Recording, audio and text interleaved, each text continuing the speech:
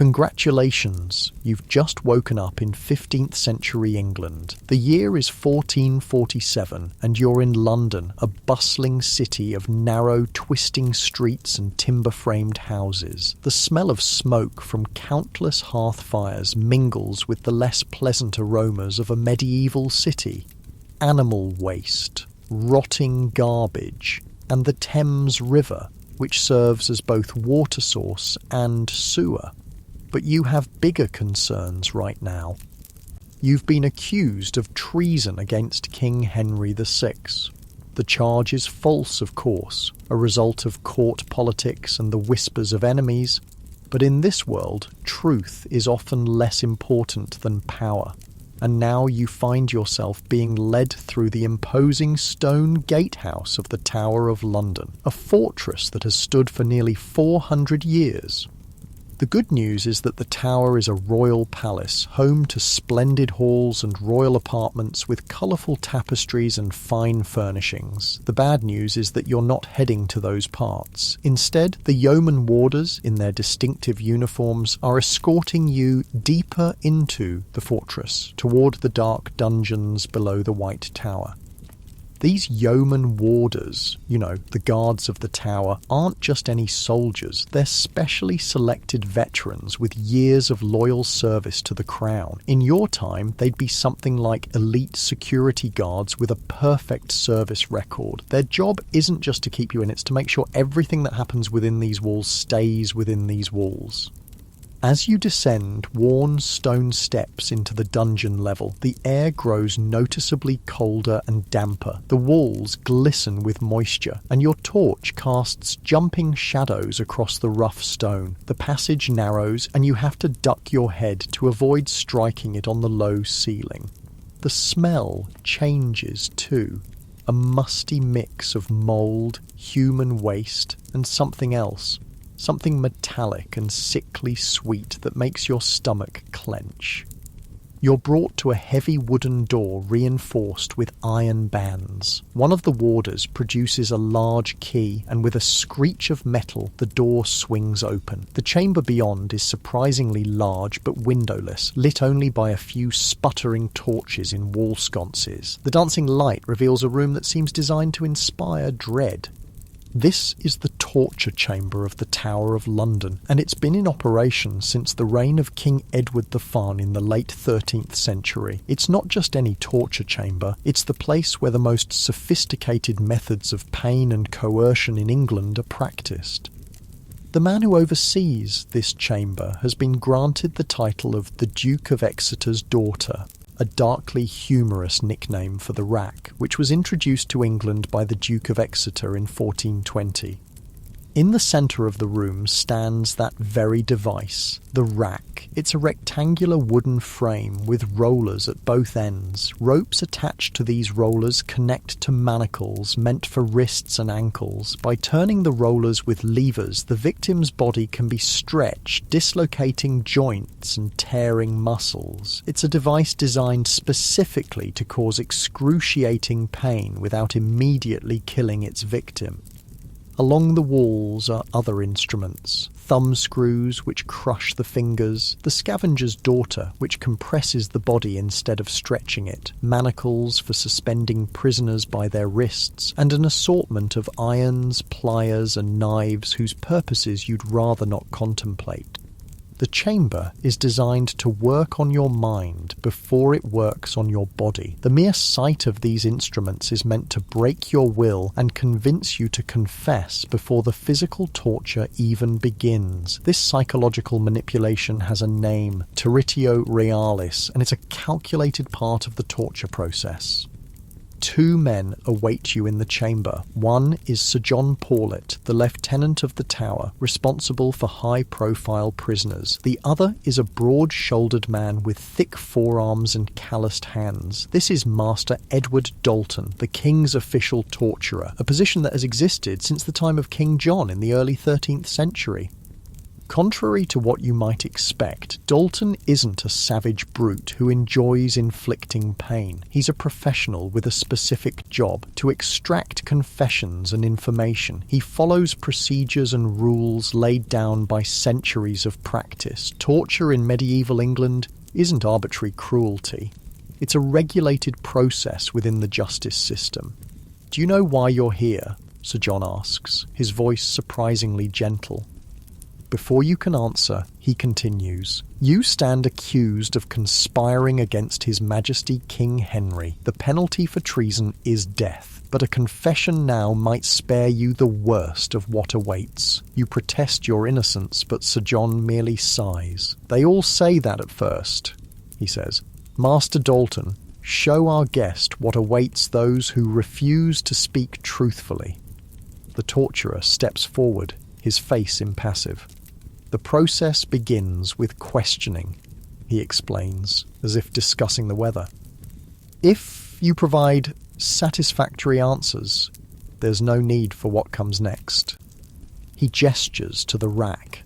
This is where the exam rigorosum occurs, the rigorous examination. First, we will strip you and bind your wrists. Then we will ask our questions again. If you still refuse to cooperate, we begin with the lesser tortures. Dalton picks up a thumbscrew, a simple device consisting of metal bars with a screw mechanism. "This," he says, compresses the thumb or fingers until the bones crack. Most speak before it comes to that.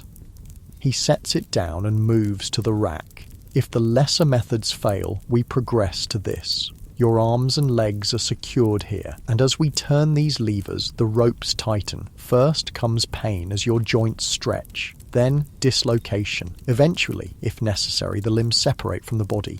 Few endure past the first dislocation. His clinical description is almost worse than a threat. This isn't personal for him, it's just his job, performed with the detached efficiency of any skilled craftsman. But that's not all, Sir John adds. The mind breaks before the body, for most. We've held men in these dungeons for years, in darkness, in silence, with only enough food and water to keep them alive. Time loses meaning. Sleep becomes a torment, interrupted by questioning. The world shrinks to these stone walls. He leans closer. Think on that before you force us to more extreme measures. A confession now means a quick death. Resistance, he leaves the sentence unfinished. The fate that awaits you is the same that befell Cuthbert Simpson, a Protestant deacon arrested during the reign of Catholic Queen Mary Tudor, just a century from now in your current timeline. For refusing to name his fellow worshippers, Simpson endured the rack 3 separate times. During one session, the torturer drove an arrow through his bound fingers. Despite this agony, Simpson never broke. His reward for such extraordinary courage, being burned alive at Smithfield in 1558. But it's not just religious dissenters who face the torture chamber. Political prisoners, suspected spies, and accused traitors all find themselves here. Guy Fawkes, who will be caught in a plot to blow up Parliament in 1605, will endure such severe torture that his signature on his confession will be barely recognisable, a shaky scrawl from a man whose body has been broken. "One last chance," Sir John says.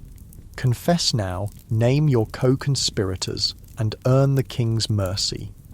You stand at a crossroads. Torture in the tower is not just about pain, it's about breaking the will, destroying resistance through a combination of physical agony and psychological terror. Everything about this chamber, from its underground location to its specific instruments, is designed to maximize fear and despair.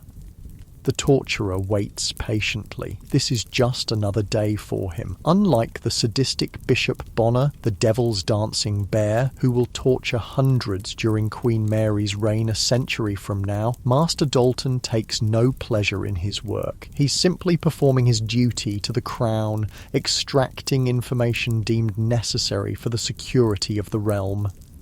The practice of torture in England has rules, at least in theory. It requires a warrant, usually signed by members of the Privy Council. It's supposed to be used only in cases of treason, not for ordinary crimes, and it's meant to extract information, not as punishment itself. But in practice, these distinctions offer little comfort to those strapped to the rack or suspended by their wrists. Sir John gestures, and the guards move to seize you. The moment of choice has passed. Whether innocent or guilty, you're now caught in a system where pain is a tool of statecraft and human bodies are vessels to be broken for information. As they begin to remove your clothing, the first step in the torture process, you realise why medieval torture chambers were so effective. It's not just the physical pain, though, that's certainly terrible enough. It's the complete powerlessness, the knowledge that you're entirely at the mercy of others who see your suffering as necessary and justified. The cold air of the chamber raises goosebumps on your skin. The stone floor chills your bare feet. The manacles close around your wrists with a decisive click. And as Master Dalton approaches with a look of professional concentration, you understand with crystal clarity why few people would last even a day in a medieval torture chamber. The true horror lies not just in the devices of pain, but in the methodical, almost bureaucratic application of suffering. In the medieval mind, the body is a path to truth. Break the body, and the truth will emerge. Whether that's actually accurate is beside the point.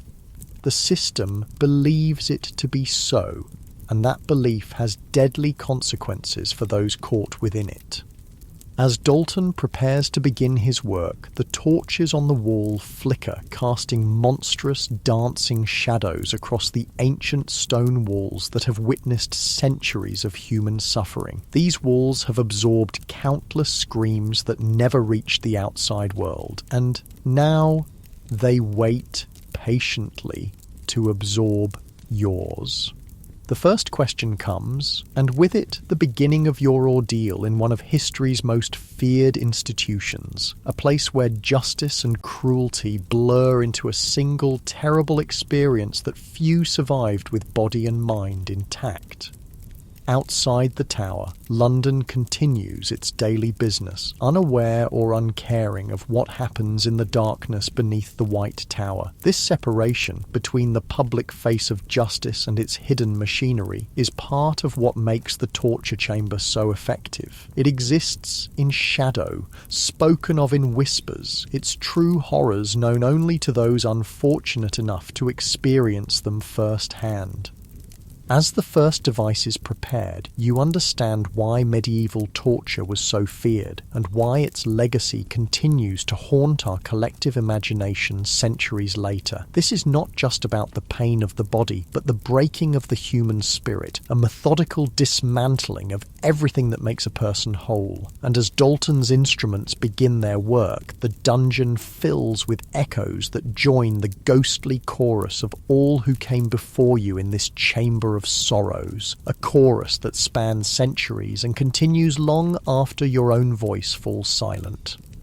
Master Dalton approaches with an unsettling calmness. His movements are neither rushed nor hesitant. He moves with the practiced efficiency of a craftsman who has performed the same tasks countless times before. For him, this is not cruelty, but craftsmanship. The chamber around you, cold and damp, has been carefully designed for its purpose, not just to inflict pain, but to break the spirit before the body. We begin with simple methods, Dalton explains, selecting a pair of thumb screws from his collection of instruments. Most confess before we progress further. The thumb screw, is a simple device. Metal bars connected by screws. Your thumb is placed between the bars, and as the screw tightens, pressure increases until the bone cracks. Effective despite its simplicity, it's a favourite of torturers throughout Europe. Originally used by the Russian army to discipline soldiers, the device spread westward where it found new purpose in extracting confessions.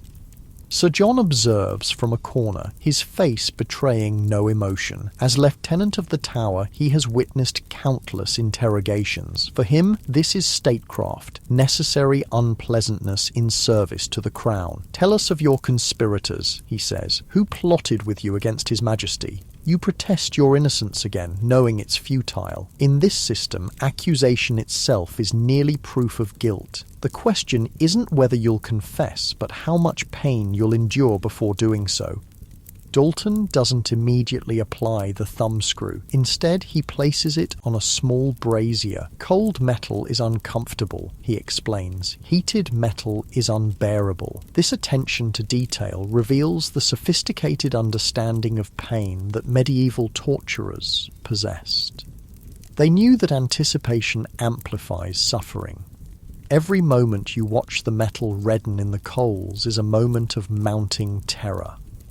The chamber itself aids in this psychological torment. Windowless and underground, it exists outside normal time. There is no day or night here, only the eternal flickering of torches. The walls are thick enough that no scream penetrates to the outside world. You are utterly removed from society, in a place where normal rules no longer apply. While we wait, Dalton continues, perhaps you'd like to see what awaits should you remain stubborn. He gestures to another device, the strappado. It consists of a simple rope and pulley system attached to the ceiling. The victim's hands are tied behind their back and connected to the rope. Then they're hoisted upward, dislocating the shoulders. Sometimes weights are added to the feet for additional agony. The beauty of this method, Dalton explains with professional pride, is its simplicity. We need not even touch you. Your own body weight does our work for us. The torturer's matter-of-fact explanations are part of the process. By describing what will happen, he plants vivid images in your mind. Your imagination becomes his accomplice, multiplying your fear. In the shadowy corner stands a third device, the scavenger's daughter. Unlike the rack, which stretches the body, this fiendish contraption compresses it. The victim is forced into a crouching position, then metal bands are tightened until movement becomes impossible. As pressure increases, breathing grows difficult. Eventually, blood vessels rupture, and blood emerges from the nose, ears, and fingernails. An English invention, Sir John notes with an unsettling hint of pride. Designed by Sir Leonard Skeffington during the reign of Henry VIII. You notice something important about these instruments. They're designed to cause maximum pain without causing death. A dead prisoner tells no secrets. The medieval torturer walks a fine line, applying enough agony to break resistance without ending life prematurely. By now, the thumbscrew is heated to a dull red glow. Dalton removes it from the brazier with tongs and approaches you. The guards hold your arms firmly. The moment has arrived. One more chance, Sir John offers. Speak now, and this can end. But what could you confess to? The charges are false. Yet as the hot metal nears your hand, truth and falsehood lose meaning. The only reality is the imminent pain and the desperate desire to avoid it. This is the dark genius of torture. It makes truth irrelevant. Under sufficient pain, the innocent confess to imaginary crimes and the guilty implicate innocent others. The system creates its own reality, manufactured through suffering. Too long without an answer, Dalton sighs. We begin. The heated device closes around your thumb. Initially, there's just pressure, uncomfortable but bearable. Then Dalton turns the screw a quarter rotation. The pressure increases sharply. Another turn. Now pain flares, bright and urgent. Your breath comes in gasps. Another turn.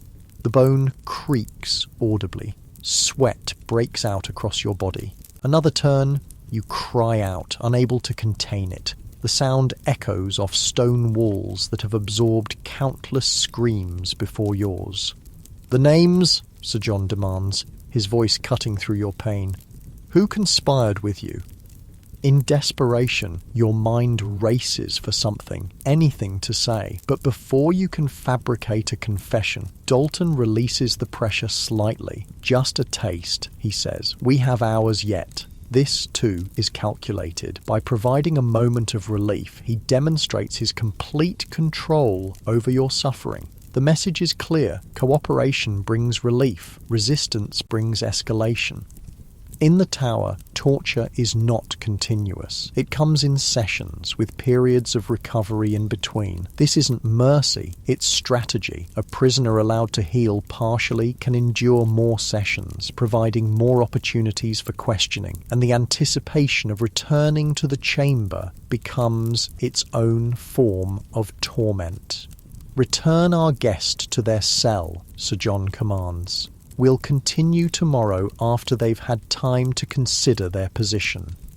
The guards unchain you and half-drag your shaking body from the chamber. The thumbscrew has left your hand throbbing with pain, but no permanent damage has been done. Yet. That will come later if you continue to resist. Your cell is a small stone room with a straw pallet for sleeping and a bucket for waste. A tiny barred window, too small to escape through, provides your only connection to the outside world. Through it, you can see a narrow slice of sky and hear the distant sounds of London, a cruel reminder of the normal life continuing beyond these walls. Food arrives, a bowl of thin gruel and a chunk of coarse bread. Medieval prison conditions are harsh by design. The tower doesn't provide comfort for its prisoners, only the minimum sustenance needed to keep them alive for questioning. As night falls, sleep eludes you. Your injured hand pulses with pain, and your mind is filled with images of what tomorrow might bring. This psychological torment, the dread of what's to come, is as much a part of the torture system as the physical pain itself. Morning arrives with no fanfare in your windowless cell. You have no way to mark time except for the meagre meals that appear at irregular intervals. This temporal disorientation is another weapon in the torturer's arsenal. The guards return and the journey back to the chamber begins again. Your legs tremble as you descend the stone stairs. Yesterday's session was merely an introduction. Today, you know, will be worse. The chamber appears unchanged, though something new has been prepared. A brazier with iron rods heating in the coals sits near the rack. These rods will be used to burn flesh, another lesser torture before the main devices are employed. Dalton greets you as if continuing a conversation barely interrupted. "I trust you've had time to reflect," he says. "Today we must progress unless you're ready to speak truthfully." Sir John stands in the same corner, watching with the same impassive expression. For him, this is routine governance. The tower's torture chamber is just one component of state security, no different in purpose than the soldiers guarding the city gates. "Before we begin," he says, "you should know that we've questioned your servants. They've told us interesting tales about mysterious visitors to your home, about letters burned after reading. This is another tactic, suggesting that evidence already exists, that denial is futile. Whether your servants have actually said anything is irrelevant. The suggestion alone plants doubt and fear. Today's session begins with the strappado. Your wrists are bound behind your back and connected to the rope. Slowly, the guards hoist you upward until your toes barely touch the ground. The pressure on your shoulders is immediate and intense. Then, with a nod from Dalton, they pull harder, lifting you completely off the floor. The pain is different from the thumb screw, less focused but more overwhelming. Your entire upper body becomes a center of agony as your shoulders strain against their natural range of motion. Breathing becomes difficult as your chest muscles stretch. "The names," Sir John repeats. "Give us the names and this ends." Silence brings consequences. Dalton signals and the guards suddenly release the rope.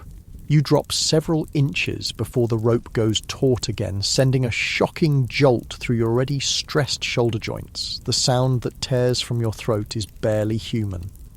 This process, raising, dropping, questioning, continues until your shoulders dislocate with an audible pop. The pain is blinding, all-consuming. Many prisoners confess at this point, unable to endure further. But what happens to those who don't? History provides disturbing answers. Cuthbert Simpson, whose story you recalled earlier, endured the rack 3 times without surrendering names. Anne Askew, arrested for distributing Protestant texts during Henry VIII's reign, was so severely racked that she had to be carried to her execution on a chair, unable to walk. Both chose agony over betrayal. Could you show such extraordinary courage? Would principles or loyalty mean enough to endure such suffering? These questions have haunted torture chambers throughout history. After the strappado, you're lowered to the floor, shoulders dislocated and useless. The pain makes coherent thought nearly impossible, yet still the questioning continues. This can end, Sir John reminds you. Just tell us what we need to know. In this moment of extremity, the temptation to invent a confession is nearly overwhelming. Many did exactly that, crafting elaborate falsehoods to escape further torture. Yet such respite was often temporary. False confessions led to contradictions, which led to renewed questioning and more torture. The medieval justice system created a nightmarish logic trap. Innocent or guilty, once in the torture chamber, escape became nearly impossible. Confession brought execution for imaginary crimes. Resistance brought more torture until confession eventually followed. Realizing you remain silent despite your agony, Dalton prepares for the next phase. The rack awaits, the most feared device in the chamber. Known colloquially as the Duke of Exeter's daughter, it was introduced to England in 1420 specifically for interrogating political prisoners. Its purpose is simple and terrible: to stretch the human body beyond its limits. We've had men confess merely upon seeing this device, Dalton tells you. Others have endured it for hours before speaking. The choice is yours. The guards drag your limp form to the wooden frame. Despite your dislocated shoulders, they secure your wrists to one roller and your ankles to another. Even this positioning causes excruciating pain as your damaged joints are manipulated. Once more, Sir John says, the names of your fellow conspirators. The moment stretches. Every instinct screams to confess, to say anything that might end this nightmare. But what names could you give?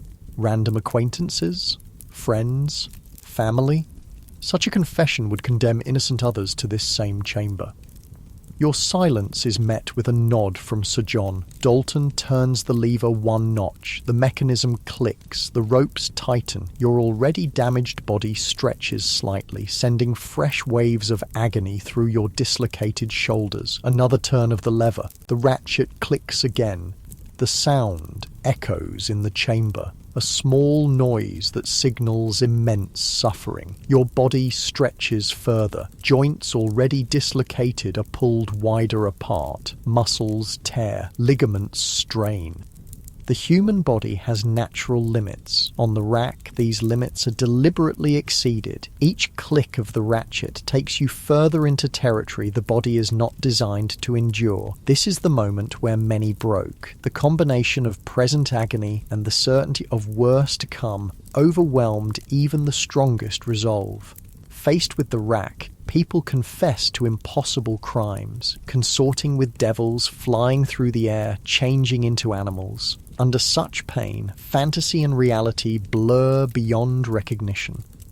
Listen carefully, Sir John says, his voice penetrating the haze of your suffering. Bishop Bonner arrives tomorrow. He has special methods for stubborn cases like yours. The name sends a chill through you despite your pain. Bishop Edmund Bonner, the Devil's Dancing Bear, is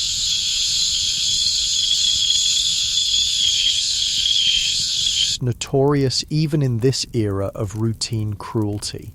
Under Queen Mary the Firm, he will torture hundreds of Protestants with sadistic creativity. Unlike the professional Dalton, Bonner takes personal pleasure in breaking his victims.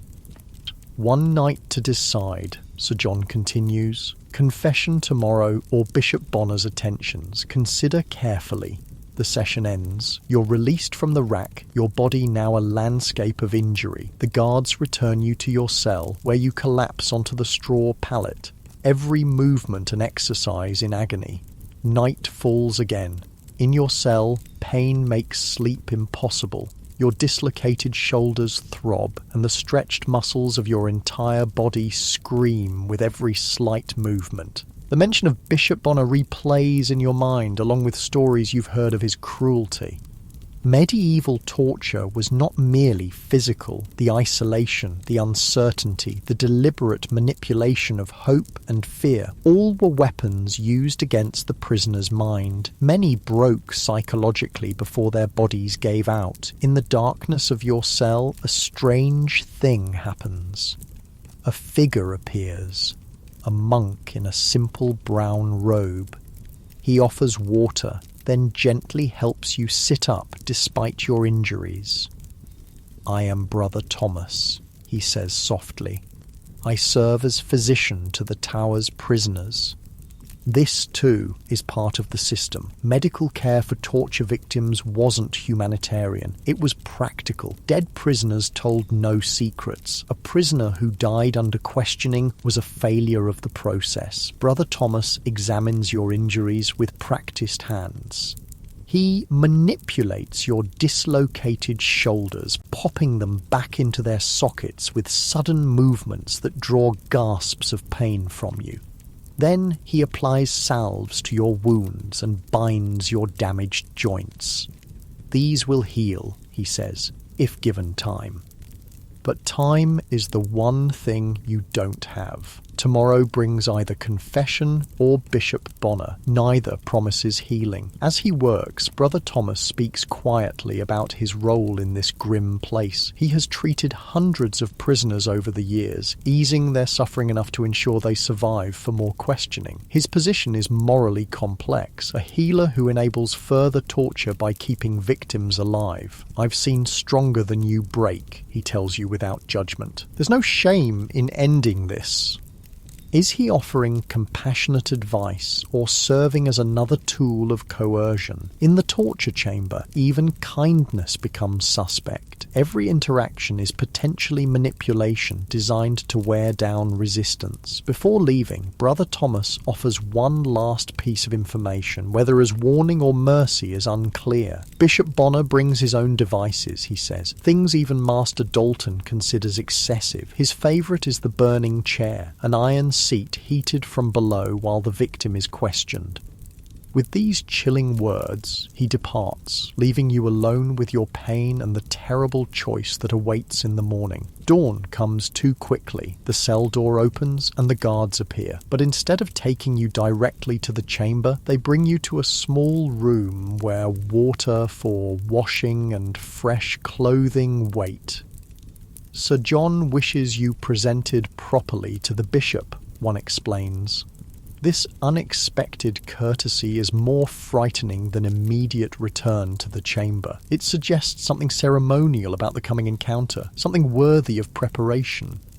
Cleaned and dressed, you're led not to the underground chamber, but to a larger room on the ground floor of the White Tower. Windows here admit actual daylight, your first glimpse of the sun since entering the tower. The room contains a large table surrounded by chairs. It looks almost like a council chamber rather than a torture room. But the illusion of civility is shattered by what stands in the corner, an iron chair with straps for arms and legs positioned over a compartment clearly designed to hold hot coals.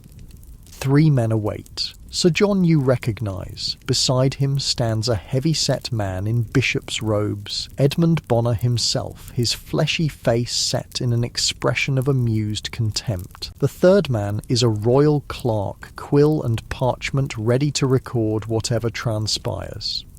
"Our guest arrives," Bonner says, his voice surprisingly soft for a man of his reputation.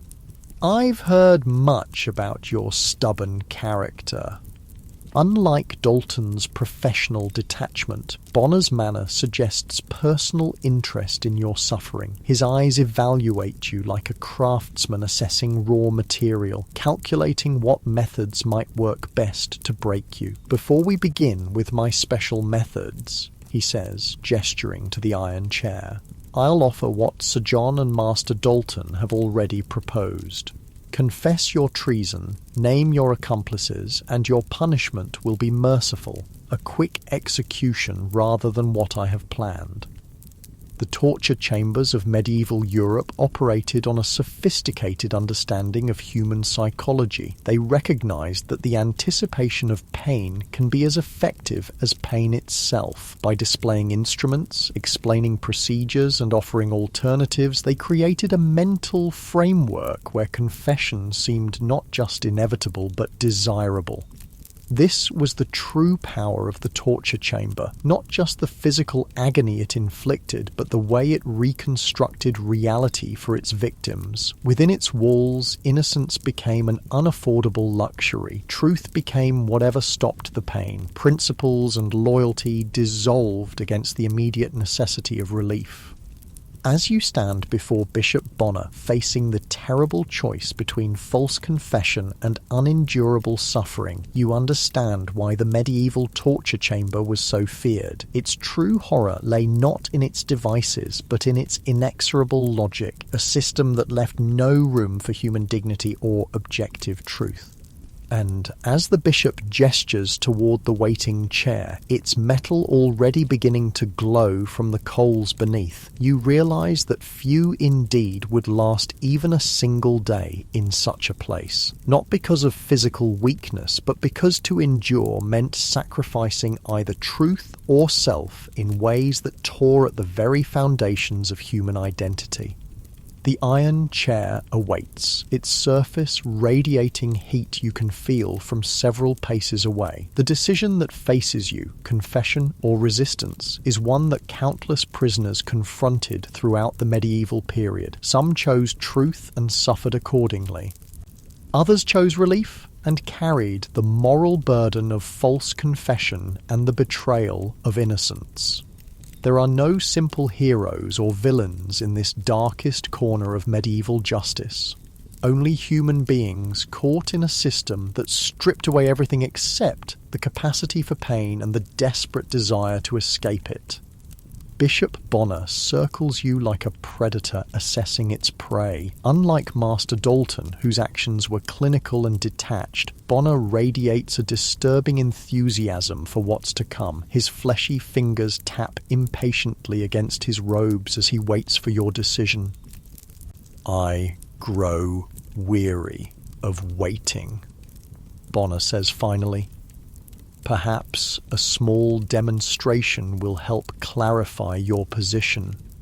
He nods to a guard who brings forward a metal implement from the brazier, a branding iron in the shape of a heretic's fork. The device is simple but effective, a two-pronged fork designed to be placed under the chin, with the other end against the chest. It prevents the victim from lowering their head, forcing them to maintain an exhausting upright position. This is merely a taste, Bonner explains. In Spain, they have perfected methods that make our English techniques seem quite merciful by comparison. The Spanish Inquisition, represents the most systematic application of torture in medieval Europe. Established in 1478, it operates with terrifying efficiency. While Bishop Bonner might take sadistic pleasure in breaking individuals, the Spanish Inquisitors have developed torture into an administrative process, complete with scribes, protocols, and careful record-keeping.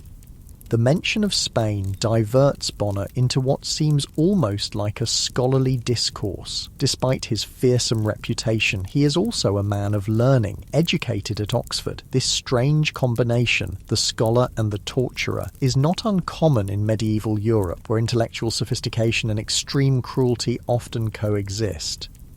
The Spanish method begins with what they call the question, Bonner explains, warming to his subject. The accused is first shown the torture chamber and its devices. Many confess merely at this sight. Those who don't are stripped naked. The vulnerability of nudity being itself a form of torment. As he speaks, the guards begin preparing the iron chair, adding more coals to the compartment beneath. The metal glows an ominous dull red. The heat radiating from it is palpable, even from where you stand.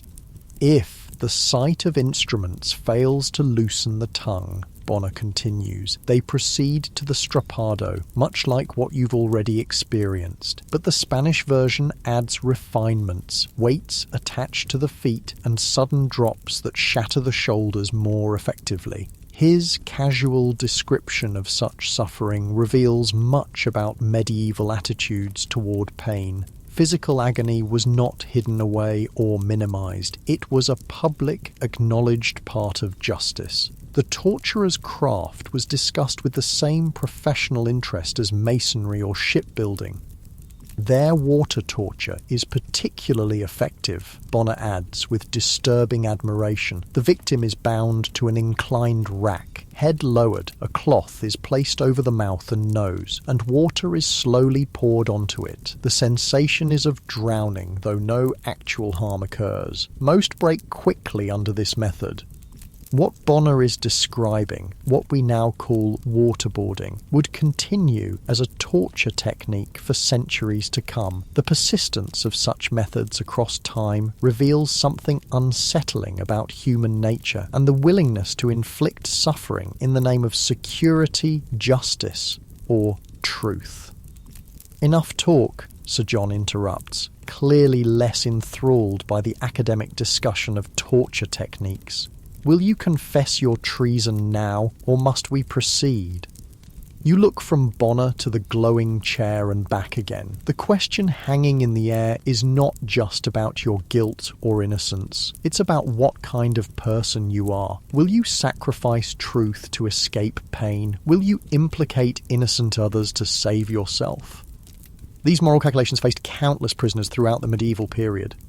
Outside the tower's thick walls, London carries on oblivious to your plight. Markets bustle, apprentices learn trades, children play in narrow streets. The normality of life continues in parallel with the chamber's horrors. This separation between the public world and the hidden machinery of power is crucial to understanding medieval torture. Society functions because most people never see what happens in these shadowy rooms. I am innocent, you say again, voice cracking with fear, despite your resolve. I have committed no treason. Bonner sighs, as if disappointed by your lack of cooperation. Very well, he says. The chair awaits. The guards move to seize you, but before they can reach you, the door to the chamber opens.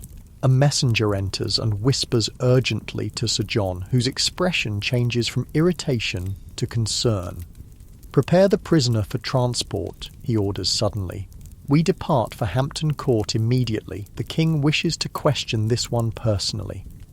This unexpected development saves you from Bonner's immediate attentions, though whether it represents rescue or merely a change of venue for your suffering remains unclear. What is clear is Bonner's frustration at being denied his entertainment. Another time, perhaps, he says, his gaze promising future pain.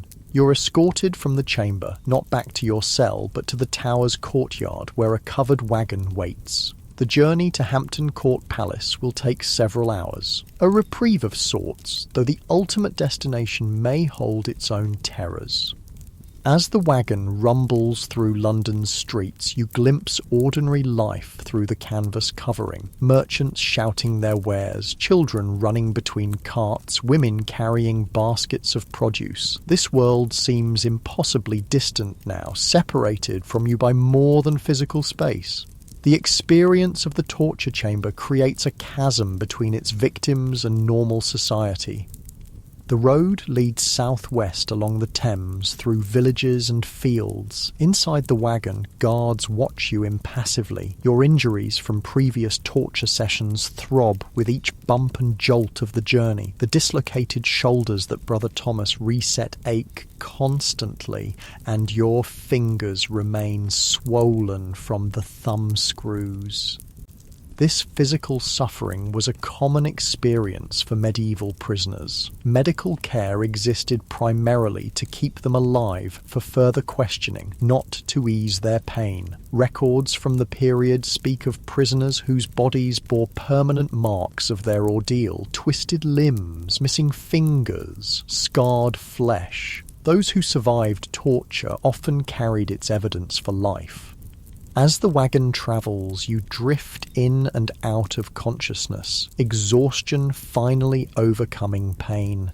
Dreams and reality blur together. Dalton's impassive face, Bonner's eager eyes, the mechanical click of the rack's ratchet. This psychological aftermath, the way torture inscribes itself on the mind, was as much a part of the process as physical pain. Hours later, you're jolted awake as the wagon stops. The canvas cover is pulled back, revealing Hampton Court Palace, a magnificent red brick complex begun by Cardinal Wolsey and expanded by King Henry VIII. In another century, it will become one of the most splendid royal residences in England. Now, in 1447, it is still primarily Wolsey's creation. Guards escort you into the palace through corridors decorated with tapestries and illuminated by ornate candle holders. The contrast with the tower's grim dungeons couldn't be more stark. Here, wealth and power display themselves openly in polished wood and gleaming metal. You're brought to a small but comfortable chamber. Not a cell, but a proper room with a bed, chair and window overlooking the palace gardens. A servant brings water for washing and clean clothing. After days in the tower's squalor, these simple comforts seem almost unreal.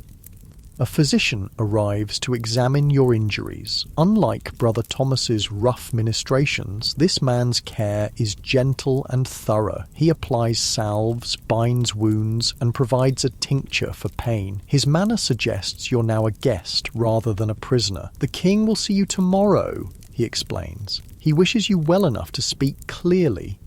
This dramatic change in circumstances from torture chamber to royal audience would be disorienting for anyone. But in medieval justice, such reversals were not uncommon. Favour and disfavour could shift suddenly, depending on court politics or royal whim. Left alone in the chamber, you finally sleep properly for the first time since your arrest. When morning comes, you're provided with breakfast, not prison gruel, but bread, cheese and ale. The servant who brings it offers no explanation for your changed status. Guards arrive mid-morning to escort you to the king's presence. Though no longer rough in their handling, they remain vigilant. You're led through more splendid corridors to a private audience chamber where King Henry VI awaits. Henry is not what you might expect. Just 26 years old, he has already ruled for 25 years, having become king as an infant. Thin and scholarly, he lacks the forceful presence of his warrior father, Henry V. Instead, he radiates a gentle, almost ethereal quality that some call saintliness and others weakness. The king sits in a carved chair beside a window. No courtiers are present. This is a private audience. He gestures for you to approach and studies your face with curious intensity. "You are accused of plotting against our person," he says finally, his voice soft but clear. "Yet, we find no conviction in the accusations. Tell us truthfully. Have you conspired against your king?" There's something about his direct gaze that compels honesty. You repeat your innocence, explaining how political rivals might have manufactured the charges against you. Henry listens attentively, nodding occasionally. When you finish, he remains silent for several moments, his expression thoughtful. "We have seen too much cruelty done in our name," he says finally. "The Tower's methods trouble our conscience, though our advisors insist on their necessity." This admission offers a glimpse into the complex moral universe of medieval kingship. Even rulers who authorized torture could experience doubt about its righteousness. Henry VI, with his religious temperament, found the harsher aspects of governance particularly difficult. "We believe you innocent," the king continues, "and will order your release forthwith. But understand this mercy comes with expectation, your unwavering loyalty in these troubled times." With these words, your ordeal ends as suddenly as it began, from accused traitor to royal favourite in the space of days. Such dramatic reversals characterised the precarious world of medieval politics. As you leave the king's presence, still processing this unexpected reprieve, a courtier explains the true reason for your salvation. Your main accuser has himself been exposed as a traitor, confessing under torture to fabricating evidence against numerous innocent parties, including you. The irony is bitter.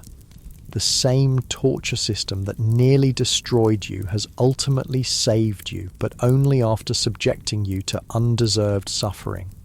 And somewhere in the tower, other innocent people continue to endure what you escaped. This pattern repeats throughout medieval history. Torture produces both false confessions and occasional truths in proportions impossible to determine. The system perpetuates itself through this ambiguity. Each genuine conspiracy uncovered justifies countless unjust accusations. Your release comes with restoration of property and position. Within days, you're back in London society as if nothing had happened, but everything has changed. Your body bears the marks of the tower's attentions. More significantly, your mind carries memories that separate you from those who have never experienced the chamber's horrors. This psychological distance, the gulf between those who have endured torture and those who haven't, persists across centuries. From medieval chambers to modern sites of detention, the experience of systematic pain creates a kind of knowledge that cannot be shared through words alone. Some survivors of medieval torture turned to religion for solace. Others sought revenge against their tormentors. Many simply tried to forget, though nightmares and sudden terrors often made this impossible. The body might heal, but the mind retained every detail of the ordeal. You find yourself unable to pass the tower without trembling. The sight of any uniform resembling those worn by the yeoman warders causes your heart to race. Certain sounds, the clank of metal, the creak of wood under strain, trigger vivid flashbacks to the chamber. What you're experiencing, this persistent reliving of trauma, would not be formally recognized or treated for centuries. Medieval society had no concept of psychological injury separate from physical harm or spiritual affliction. Those suffering from what we now call post-traumatic stress were often considered melancholic or possessed. As weeks pass, you begin to understand that your experience in the tower has changed you permanently, not just in the lingering pain of injured joints or the nightmares that disturb your sleep, but in how you view authority, justice, and human nature itself. This transformation from innocent civilian to torture survivor repeated itself countless times throughout the medieval period. In England alone, hundreds passed through the tower's chambers under the Tudors. In Spain, the Inquisition processed thousands. Across Europe, local authorities employed torture as a standard investigative tool for serious crimes. The specific methods varied by region and period. In Germany, the strappado was most common. In France, the brodequins, wooden boards tightened around the legs until bones shattered, gained favour. Spain refined water torture to an art form. England specialised in stretching techniques like the rack. Despite these regional variations, the fundamental logic remained constant. Physical pain would extract truth. This assumption persisted despite ample evidence that torture produced whatever confession the torturer sought, true or false. Bishop Bonner, whose attentions you narrowly escaped, continued his career under Queen Mary Tudor, earning his nickname the Devil's Dancing Bear through his enthusiastic persecution of Protestants. Historical records credit him with personally torturing and condemning dozens during Mary's brief reign. Bonner's methods combined psychological manipulation with physical agony. He often began by treating prisoners with unexpected kindness, offering food, comfort, and reasoned theological discussion. Only when this approach failed would he reveal his true nature, transitioning to increasingly severe tortures. This good cop, bad cop routine, centuries before the term existed, proved remarkably effective. The contrast between initial kindness and subsequent cruelty disoriented victims, making resistance more difficult. Many broke under this psychological whiplash even before serious physical torture began. Bonner's career illustrates how torture in medieval Europe wasn't simply about inflicting pain, it was a sophisticated system combining psychological manipulation, social isolation, sensory deprivation, and physical suffering, all aimed at breaking the individual's will. The medieval torture chamber thus represents not just cruelty but a developed understanding of human psychology. Its practitioners knew that fear often exceeds pain in effectiveness. They recognized that anticipation multiplies suffering. They understood how to leverage social isolation and sensory manipulation to weaken resistance. This sophisticated psychological dimension separates medieval European torture from simpler punitive violence in other historical contexts. The chamber wasn't just a place where pain was inflicted, it was a carefully designed environment where every element, from architecture to procedures, nom nomu, som server, served the goal of breaking human resistance.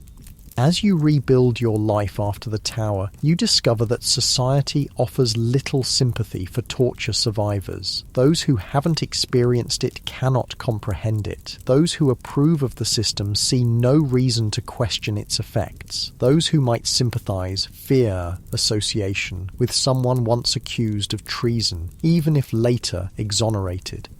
This social isolation, the inability to share or process traumatic experience, compounded the psychological damage of torture itself. Without community support or formal therapeutic approaches, survivors largely suffered in silence, their invisible wounds as lasting as their physical scars. Months after your release, you encounter a former tower guard in a London tavern. He doesn't recognize you. To him, prisoners were interchangeable bodies, not individual humans. You watch him drink and laugh, apparently unburdened by his participation in systematic cruelty. This, too, is part of how torture persisted in medieval society. Those who administered it compartmentalized their actions, separating professional duty from moral responsibility. Few torturers considered themselves evil. Most viewed their work as necessary service to crown and country. The experience of narrowly escaping Bishop Bonner's attentions follows you through life.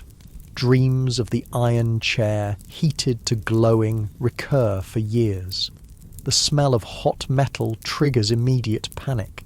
Certain rooms, particularly stone chambers with low ceilings, become impossible to enter. These reactions, which we now recognise as symptoms of trauma, had no name in medieval England. They were simply the expected aftermath of the tower's attentions, the invisible price paid by those who survived its chambers. Your story, from false accusation through torture to unexpected reprieve, captures elements common to many who experienced medieval justice. The arbitrariness, the physical suffering, the psychological manipulation, and the permanent aftermath compose a pattern repeated throughout the period. What separates medieval torture from modern understandings isn't primarily the methods used, many techniques survive to this day, but the social acceptance that surrounded them. Torture wasn't hidden or denied. It was an acknowledged, regulated part of the justice system, complete with rules, procedures, and official positions.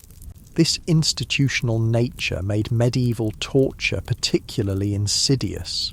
Operating openly under royal authority, administered by professionals following established protocols.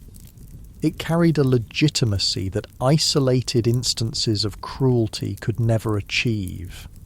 As you trace the raised scars on your thumbs, permanent souvenirs of Dalton's attentions, you understand something that few of your contemporaries grasp. The distance between civilization and barbarism is far narrower than most imagine. Normal, decent people can participate in terrible systems. Sophisticated societies can incorporate methodical cruelty. The capacity for sanctioned suffering lies just beneath the surface of ordered community.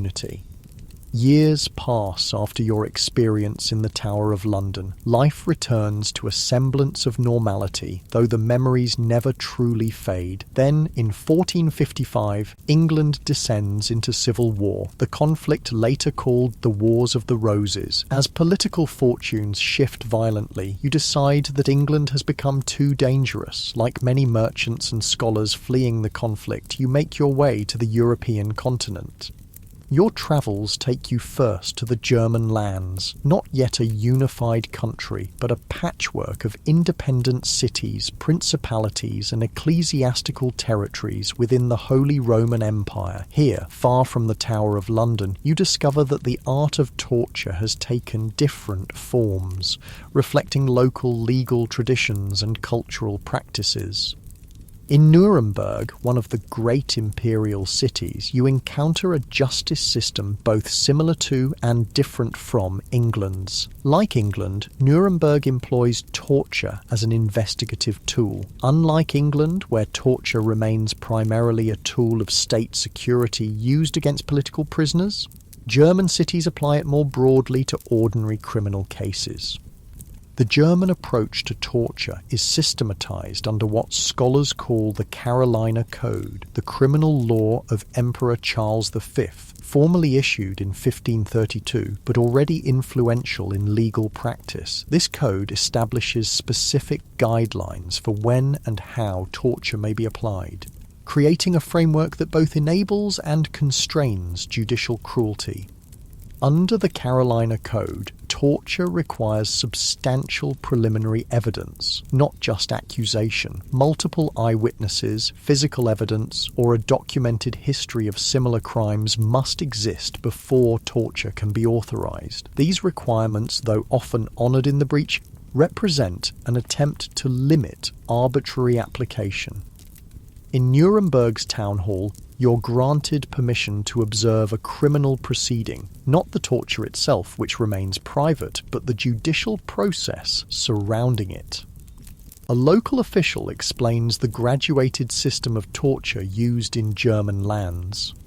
We begin with territio verbalis, verbal intimidation, he explains. The accused is described in vivid detail what awaits them if they don't confess. Many confess at this stage, requiring no physical methods. This psychological dimension, using fear as a precursor to actual pain, appears throughout European torture systems. The mind's ability to anticipate suffering often proves more effective than suffering itself.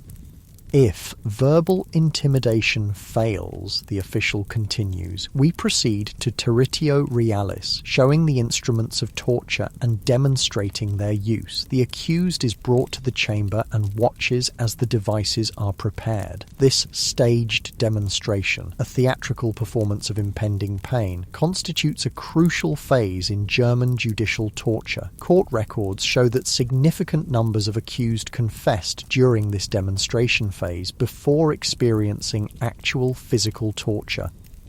Only if these preliminary measures fail do we proceed to the question ordinaire, actual physical torture, the official concludes. And even then, we follow strict protocols regarding duration, intensity, and medical supervision. These protocols reveal the paradoxical nature of medieval torture, a system that inflicts extreme suffering while simultaneously attempting to regulate that suffering through bureaucratic rules. The tension between cruelty and constraint defines judicial torture throughout its history. In Nuremberg, you visit the underground chambers beneath the town hall where torture is conducted. Unlike the tower's stone simplicity, the Nuremberg torture chamber is almost clinically equipped. Various specialized devices line the walls, each designed for particular effects. The German territories have developed their own characteristic instruments. The most infamous is the pear of anguish, a pear-shaped metal device inserted into bodily orifices and then expanded by turning a screw mechanism. The knee splitter uses pointed spikes to crush the knee joint between wooden plates. The breast ripper, used primarily on women accused of adultery or abortion, tears flesh with heated metal claws. What strikes you about the German approach is its methodical nature. Torture here isn't just systematic in application, but in design. Each device engineered for specific effects, calibrated to produce maximum pain without necessarily causing death. This reflects a broader German cultural emphasis on technical precision and craftsmanship, applied disturbingly to the production of suffering. From Germany, your travels take you to France, where torture has developed yet another regional character. Here, under the system judiciaire of royal courts, torture functions as part of an inquisitorial legal process distinct from both English and German approaches. In Paris, you learn about the brodequins, wooden boards placed around the legs and tightened with cords until bones shatter. You hear of the estrapade, the French version of the strappado, with national refinements including weights attached to the victim's feet and periodic dousing with cold water to maintain consciousness during extended sessions. The French have systematized torture differently than their German neighbors. Where German practice emphasizes graduated intensity, French procedures focus on duration and repetition. Extended questioning over multiple sessions, with carefully limited physical pain in each, characterizes the French approach. A French legal scholar explains the rationale. Constant moderate pain with little hope of relief breaks resistance more effectively than brief extreme agony. The mind surrenders when it recognizes that suffering will continue indefinitely. This insight that hopelessness often proves more devastating than pain itself informs the French torture system. By carefully managing physical suffering to permit extended application, French authorities create a psychological environment where resistance seems futile. Your European travels give you perspective on how torture varies by region while maintaining certain constants. Everywhere, it serves both punitive and investigative functions. Everywhere, it combines physical and psychological elements. Everywhere, it operates within a framework of rules and procedures that create an illusion of judicial propriety. Most significantly, everywhere torture exists, it creates the same fundamental problem, the impossibility of distinguishing true confessions from false ones. Whether in England, Germany, France, or elsewhere, torture produces the information the torturers seek, whether that information corresponds to reality or not. This inherent unreliability raises an important question. If torture so frequently produces false confessions, why did medieval European societies continue to employ it? The answer reveals much about medieval conceptions of truth, body, and pain. Medieval legal theory held that physical suffering had a special relationship to truth. Pain was believed to strip away deception, reaching a person's authentic core. This belief stemmed partly from religious concepts, particularly the idea that suffering purifies the soul, and partly from practical observation of how people under torture eventually say whatever will make the pain stop. This theological dimension of torture appears most clearly in the practices of the Spanish Inquisition, which you learn about through travelers' accounts. Established in 1478, the Inquisition employs torture as a means of purification, not just information extraction. Pain becomes a pathway to spiritual cleansing, with confession representing not just admission of guilt, but the first step toward redemption. What makes the Inquisition particularly effective isn't necessarily greater cruelty in methods. They use largely the same techniques as secular courts, but rather the comprehensive nature of their approach. Combining spiritual authority with judicial power, they leverage both physical fear and fear for one's immortal soul.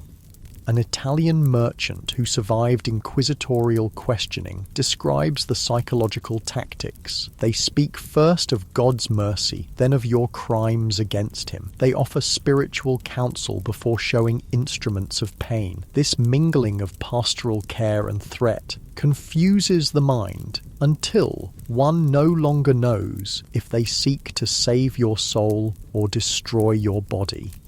This integration of spiritual and physical coercion represents the Inquisition's innovation. By positioning torture as potentially redemptive suffering, they transform resistance from heroic endurance into spiritual obstinacy, a sin compounding the original heresy. Beyond these regional variations, your travels reveal something more fundamental about medieval torture. Its social function extends beyond individual cases. Public knowledge of torture's existence, even without witnessing it directly, creates a climate of compliance and self-regulation. In medieval society, most people never experienced the torture chamber firsthand, but everyone knew it existed. They heard descriptions, saw the scars on survivors, witnessed the public punishments that followed confessions. This awareness alone shaped behavior, discouraging actions that might lead to accusation. A French historian explains this dynamic. The chamber's power extends beyond its walls. People monitor their own words and actions, knowing what awaits those who draw official attention. The torture chamber disciplines society without needing to torture everyone. This concept that torture functioned as a broader system of social control through fear helps explain why medieval authorities maintained it despite its unreliability for extracting truth. The actual truth of individual confessions mattered less than the generalizing effect of fearful compliance. As you continue your European journey, eventually reaching Venice in northern Italy, you encounter a particularly sophisticated application of this principle. The Venetian Republic, known for its complex governmental structures, has developed torture into an administrative science. In the Doge's palace, the seat of Venetian government, torture chambers are physically incorporated into the architecture of governance. The infamous pozzi, wells, and piombi, leads, dungeon cells located below water level and in the scorching attics respectively, create environmental torture through extreme conditions before physical methods are applied. A Venetian official explains their approach with disturbing candour. Most never require the actual instruments. The pozzi alone, with their darkness and damp, confuse the mind. The piombi, where summer heat becomes unbearable, exhaust resistance. By the time questioning begins, most are prepared to speak without further persuasion.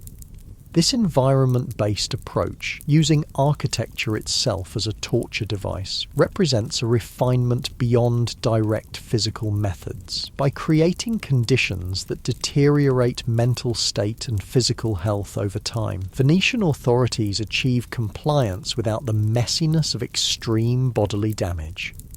Throughout your European travels, certain constants emerge despite regional variations. Torture chambers are typically located underground, utilizing the psychological impact of descent and isolation. They operate in secrecy, though their existence is publicly acknowledged.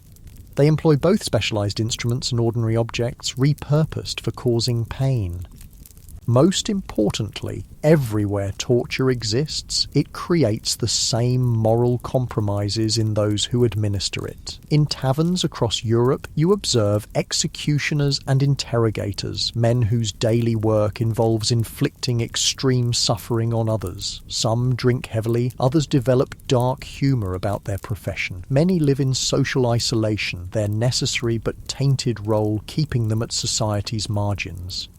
A retired German executioner, loosened by wine, confides, "We are society's necessary sin. They need what we do but pretend not to see us doing it. We make possible their illusion of justice without barbarism." This moral contradiction, the existence of formalized cruelty within supposedly civilized societies, represents the central paradox of medieval torture. By delegating cruelty to specialized practitioners operating under official authority, medieval communities maintain collective deniability while benefiting from torture's effects. After years abroad, circumstances allow your return to England, where the Wars of the Roses have finally concluded with the Tudor dynasty taking the throne. You find London transformed in some ways, but unchanged in others. The Tower still stands, its torture chambers still operational, though now serving Tudor rather than Lancastrian interests. Your own experience there feels simultaneously immediate and distant, a wound that has scarred over but still aches when pressed. You avoid paths that would take you within sight of the tower's walls. You sleep with a candle lit to ward off dreams of darkened stone chambers.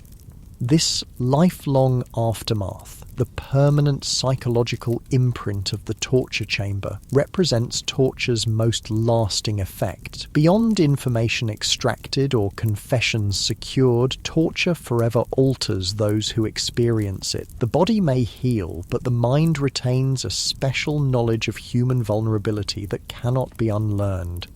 A physician who treats former prisoners explains, "The chamber changes how they inhabit their bodies. Ordinary sensations, cold stone, tight clothing, darkness, trigger memories of helplessness. The world becomes potentially threatening in ways others cannot understand." This description aligns perfectly with your own experience. Certain sensations, the creak of a wooden chair, the smell of damp stone, the clank of metal on metal, instantly transport you back to the tower, triggering physical reactions of fear and helplessness. These reactions have diminished with time but never disappeared completely. Your European travels have shown you that torture, while varying in specific methods, creates similar effects everywhere. Whether in English, German, French, Spanish or Italian chambers, the fundamental experience combines physical pain, psychological manipulation and social isolation to break the individual will. This underlying similarity suggests something disturbing about human nature and social organization, that despite cultural differences, societies consistently develop systematic cruelty when it serves power. The particulars may vary, but the fundamental dynamics remain constant across borders and cultures.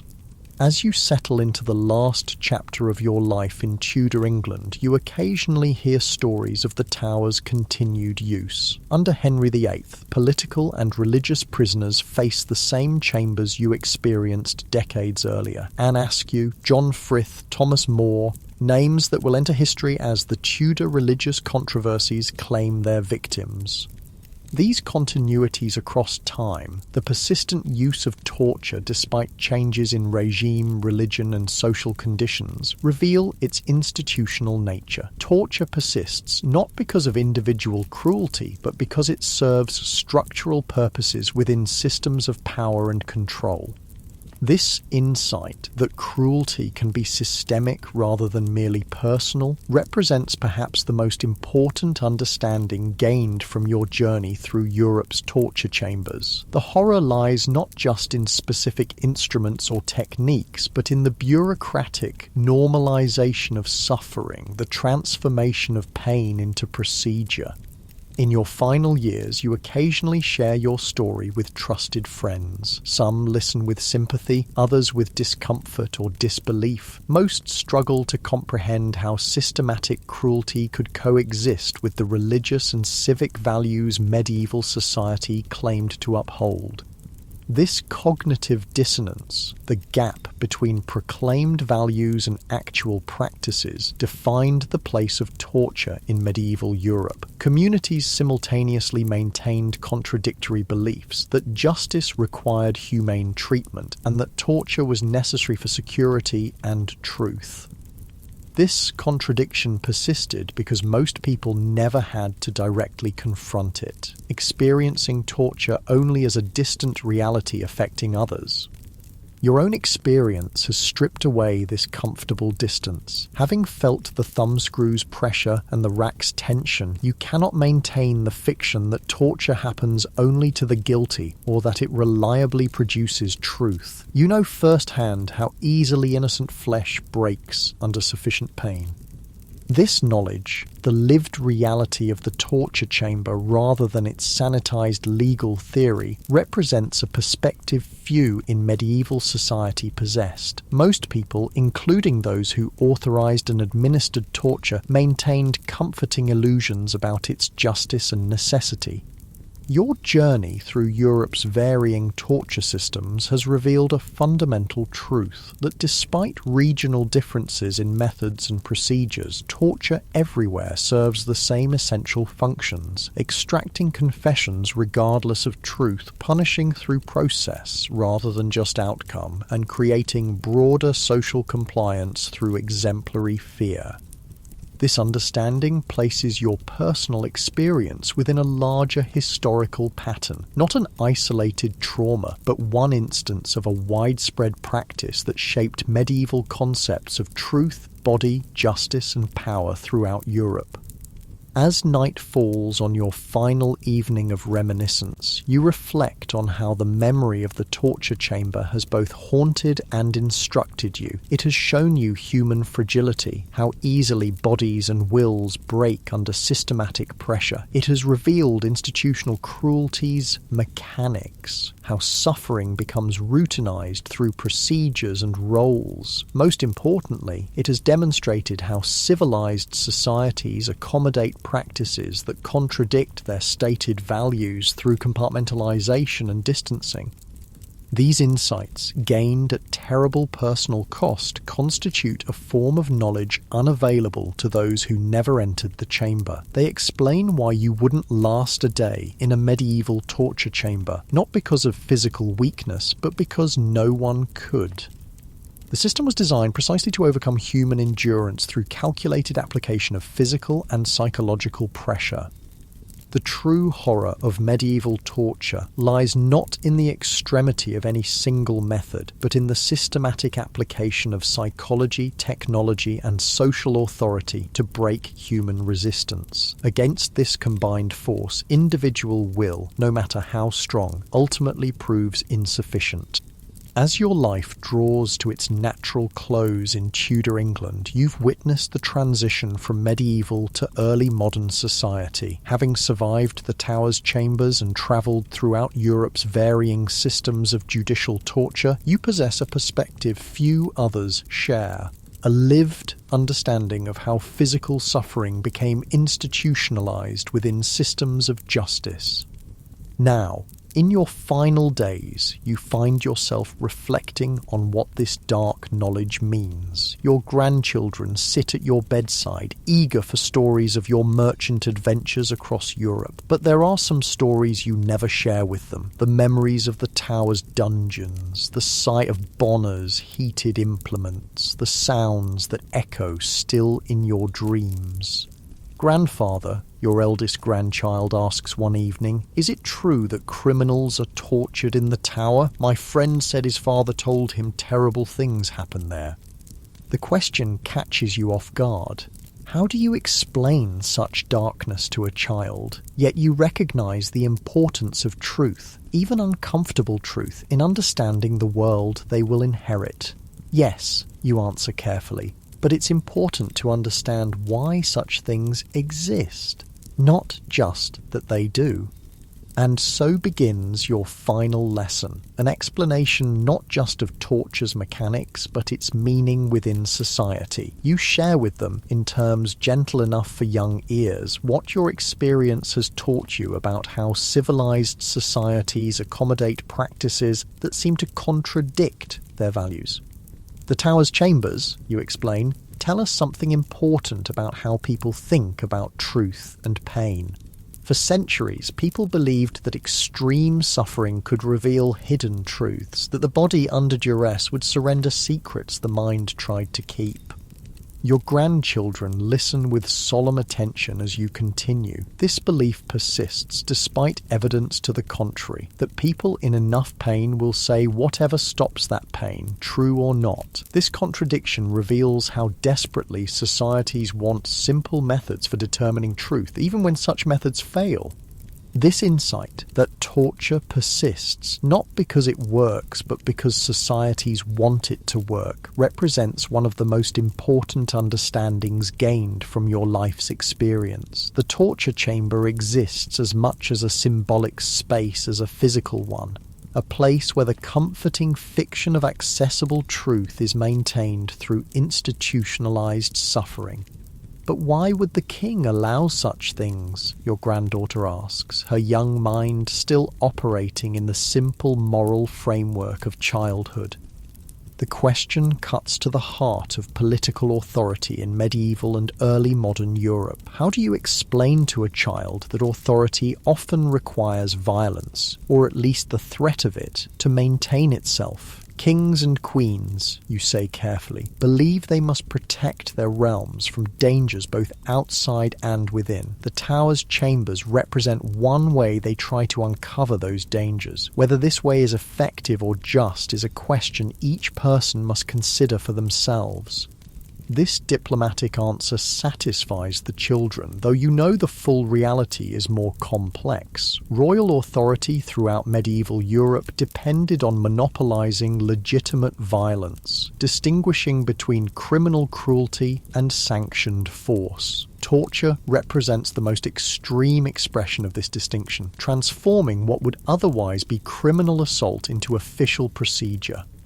As you speak with your grandchildren, you realize you're providing them a perspective few of their generation will receive, an understanding of torture informed not by legal theory or popular rumor, but by direct experience. This knowledge, painful as it was to acquire, has value in helping future generations understand the complexities of justice and cruelty. Remember, you tell them, that what happens in those chambers affects not just those inside, but everyone who knows they exist. The tower's dungeons shape how people throughout England think and act, making them careful of what they say and do, even when they've committed no crime. This insight, that torture functions as social control beyond its immediate victims, represents one of the most sophisticated understandings you've developed through your experiences. The chamber's power extends far beyond its walls, creating a society disciplined by the possibility of extreme suffering. After your grandchildren leave, your mind drifts to the broader historical context your life has spanned. Born under the Lancastrians, survived the Wars of the Roses, and now witnessing the Tudor consolidation of power, you've seen how torture adapted to changing political circumstances while maintaining its essential functions. Under Henry VIII, the tower's chambers have found new purpose in religious persecution rather than just political security. Anne Askew, whose story you've heard, endured the rack so severely that her shoulders and hips dislocated, rendering her unable to walk to her own execution. She was carried to the stake in a chair, her body broken but her will intact. She never provided the names of fellow Protestants her torturers sought. Stories like Askew's demonstrate an important truth about torture that contradicts its theoretical justification. Those with strongest principles often resist longest, while the innocent or peripherally involved break quickly. This paradox that torture is least effective against exactly the dedicated conspirators it supposedly targets represents one of the system's fundamental contradictions. In your dreams that night, you find yourself back in the tower's underground chamber, but this time you're not the prisoner, but an observer watching the procession of history's victims, from forgotten medieval peasants to famous Tudor nobility, each enduring the same fundamental experience despite different historical circumstances. This dream vision continues across centuries you will never see. You witness torture's gradual evolution and eventual official abandonment. You see the growing legal restrictions in the 17th century as judges increasingly question torture's reliability and morality. You watch as public opinion slowly shifts, with Enlightenment thinkers like Voltaire and Beccaria condemning torture as both ineffective and immoral.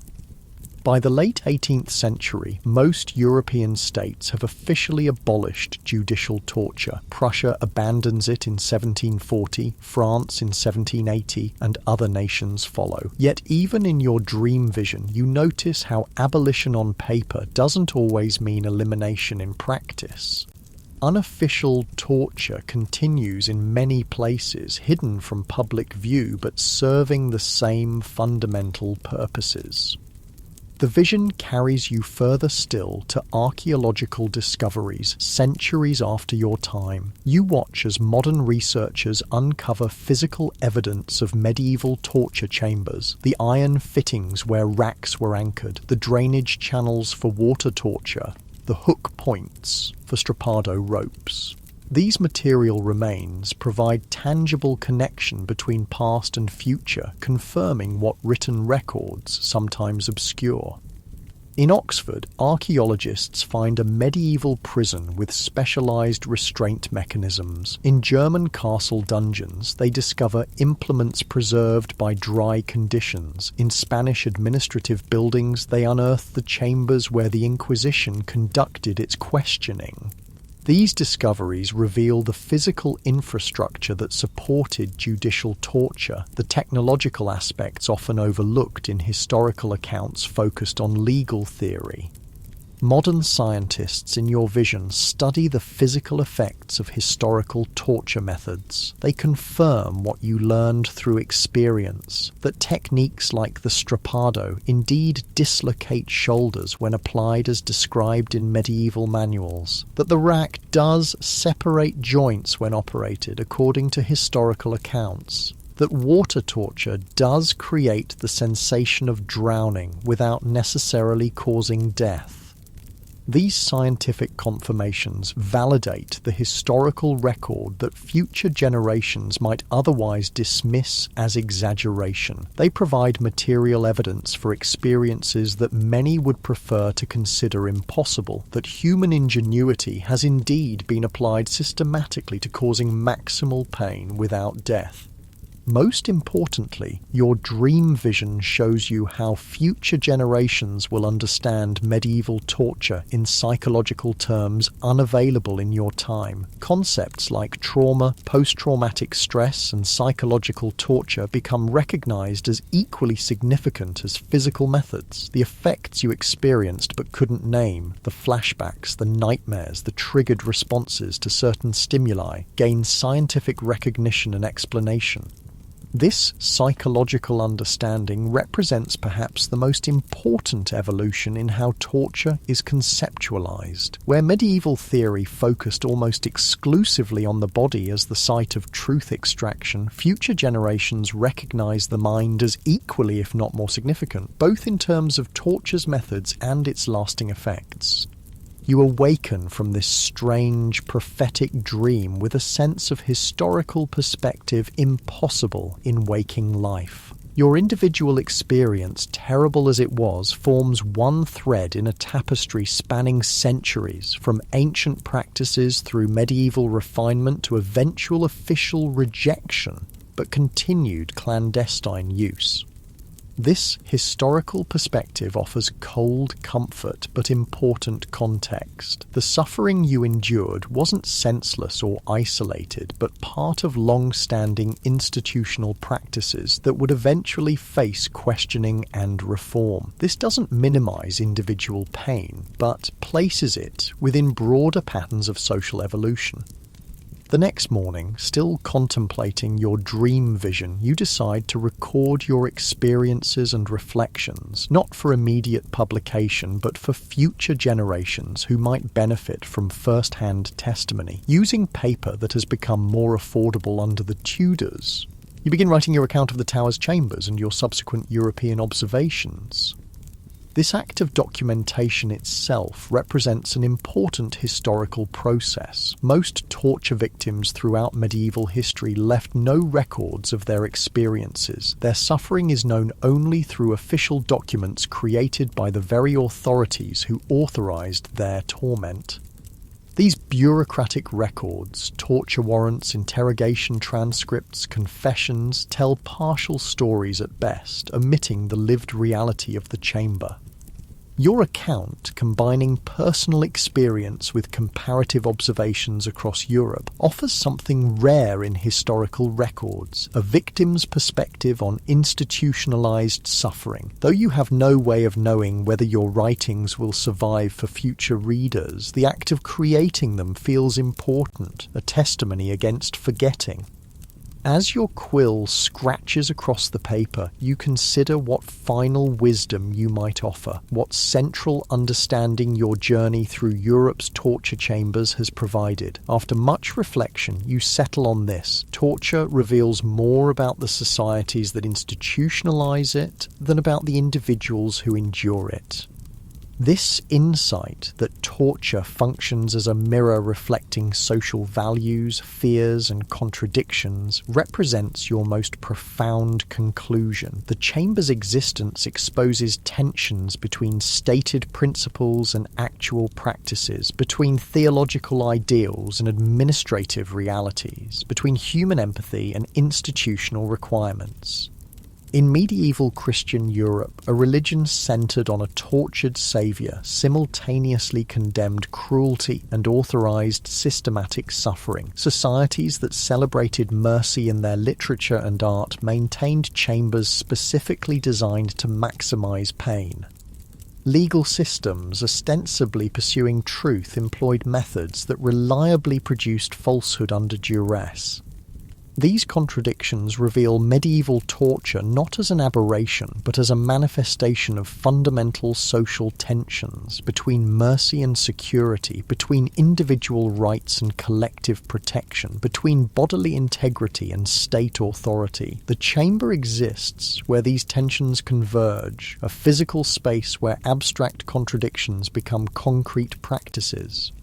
Your final reflections touch on why medieval torture eventually faced questioning and reform. The change came not primarily from moral evolution, but from practical reconsideration. As judicial systems developed more sophisticated evidence standards, torture's unreliability became increasingly problematic. As political legitimacy began requiring popular consent rather than just fear, openly brutal practices became liability rather than asset. This pragmatic rather than purely ethical shift explains why torture's official abandonment never meant its complete elimination. When officially sanctioned torture became politically inconvenient, it simply went underground, continuing in practice while denied in principle. This pattern of official disavowal coupled with unofficial continuation characterized torture's evolution from the Enlightenment forward. These insights about institutional contradictions, pragmatic rather than moral reforms, and official versus actual practices constitute the wisdom earned through your life's unwanted education in the torture chamber. They represent understanding purchased at terrible personal cost, yet valuable for those seeking to comprehend how sophisticated societies accommodate practices that contradict their stated values. As you finish your written account, sealing it within your family Bible for future generations, you realize that the most important legacy of your experience isn't the physical suffering endured, but the perspective gained. You have seen behind a curtain most never peer past, witnessed the machinery of power at its most naked and direct. This perspective allows you to recognize similar patterns in less extreme social practices, the ways institutions everywhere employ various combinations of fear, pain, and reward to shape behavior. The chamber represents not an aberration, but the most extreme expression of control mechanisms operating throughout society in more subtle forms. In your final days, as Tudor England continues its religious and political transformations around you, you find a measure of peace in this historical understanding. Your suffering, while personal and profound, connects to broader patterns stretching backward and forward through time. The Chamber's logic, using pain to extract compliance, exists wherever power operates without restraint, manifesting differently across cultures and eras but maintaining consistent psychological foundations. This connection between your individual experience and universal patterns offers meaning to otherwise senseless suffering. The torture chamber becomes not just a site of personal trauma, but a lens for understanding power's operation throughout human society. A terrible but instructive example of authority's fundamental relationship to physical bodies. As your life draws to its close in Tudor England, you leave behind both visible and invisible legacies. The visible ones, your merchant business, your family, your possessions, will persist for some generations before fading into historical anonymity. The invisible legacy, your understanding of systematic cruelty and institutional contradiction, remains preserved in your written account, waiting for readers who might benefit from its painful wisdom.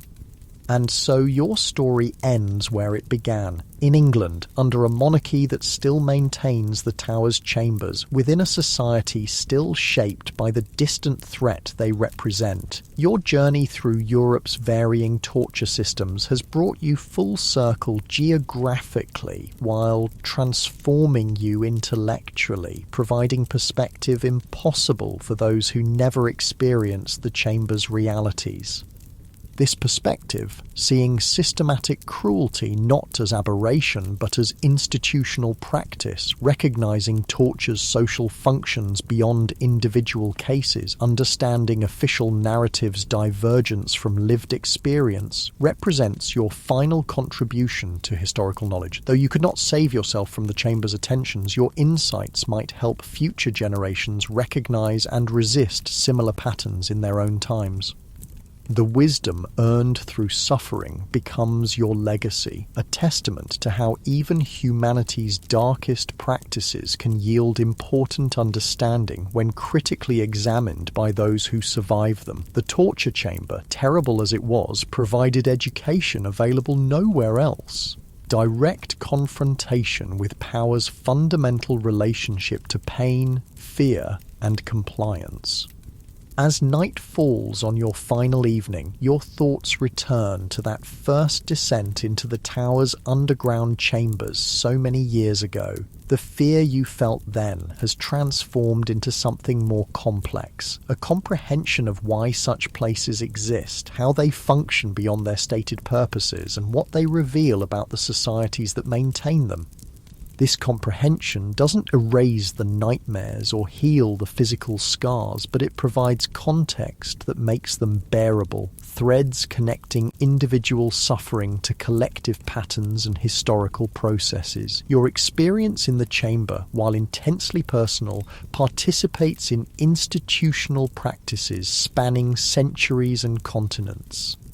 With this understanding providing cold comfort, you drift towards sleep one final time, your journey through medieval Europe's darkest institutions complete. The wisdom gained at such terrible cost now passes to future generations who might recognize similar patterns in their own times without requiring direct experience of the chamber's horrors. And perhaps that represents the most valuable legacy of all, the possibility that understanding history's darkest practices might help prevent their recurrence or continuation, that by comprehending why medieval torture chambers existed and how they function, future societies might better recognize and resist institutional cruelty in their own eras, whatever forms it might take.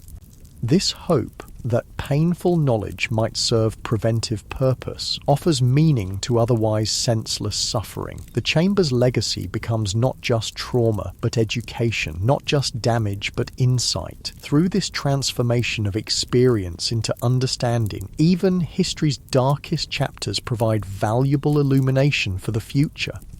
As your story concludes, this insight remains its final offering, that confronting rather than ignoring humanity's capacity for systematic cruelty provides the best hope for eventually transcending it. The medieval torture chamber, properly understood, becomes not just a site of historical horror, but a lesson in recognizing and resisting similar patterns wherever and whenever they emerge.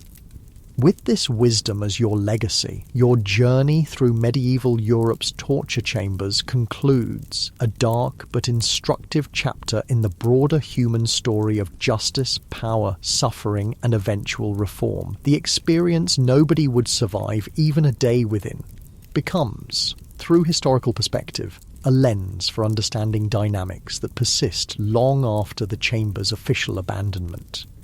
And there, in the space between historical specificity and universal patterns, lies the chamber's most important lesson, that understanding our darkest practices offers the best hope for eventually moving beyond them toward forms of justice that maintain security without requiring systematic suffering to do so.